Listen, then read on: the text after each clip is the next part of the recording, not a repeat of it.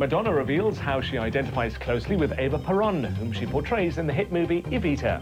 She just basically followed her instincts, and I think she was very brave, and I can identify with that. Choreography. The tragic true-life story of Argentina's First Lady, Eva Peron, has finally made it from the stage to the big screen and has received rave reviews by critics on both sides of the Atlantic. The epic film, which stars Madonna, Antonio Banderas and Jonathan Pryce, was directed by Oscar winner Alan Parker and tells the story of Eva Duarte, a girl from a small town who, at the age of 15, accompanies a small-time tango singer to Buenos Aires. Here she finds fame and fortune as Argentina's First Lady. It's a story of rags to riches, which in some ways mirrors Madonna's own life. I felt a kind of identification with her history, that, you know, she came from very modest beginnings, a small town in the middle of nowhere, and she went to the big city when she was a teenager. She just basically followed her instincts, and I think she was very brave, and I can identify with that. Don't cry for me, Argentina. When filming began in Argentina, the cast and crew were met with mixed reactions from the Argentinians. Well, first of all, the hostility that we received when we came to Argentina was only from a small group of people. There were a lot of people that were happy that we were there. I just imagined that the same thing was happening to Eva Peron when she was alive. So I used that when I was acting. If I felt bad about it, I just imagined that the same thing was happening to her. She felt the same way, and I used it in my performance. She had her moments, she had some style. Madonna's co-star and narrator of Evita, Antonio Banderas, told the ticket why he wanted to play the role of Che Guevara. I really love the musical. That's all gone now.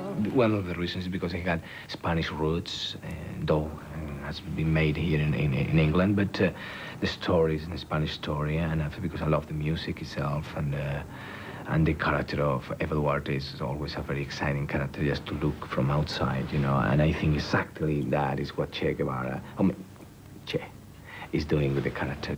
I'm not talking of a hurried night. During the painstaking process of developing Evita from a successful stage show into a hit movie, it was decided that there was a need for some musical changes, and this called for the reunion of Lord Andrew Lloyd Webber and Sir Tim Rice. Everybody told me that they would never get in the same room together, but they did.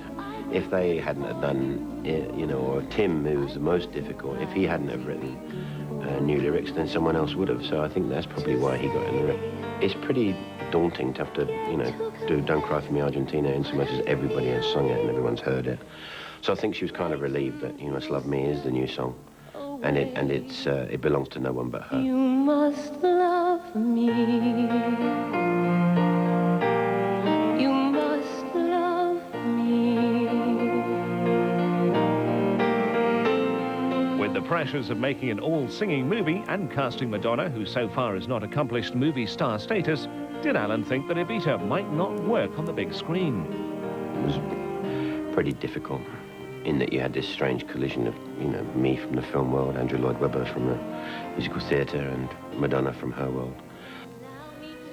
She's a very, you know, highly intelligent, very strong-willed person, and it never really affected my relationship with her. And the moment she's on set, she was just like any actress, and she was incredibly well prepared. So she actually made it easier. I think she's extraordinary. I think it's inconceivable for me to think of anyone else who could have done it as well as she did it. I think she's quite wonderful in it. You must love me. You must love me.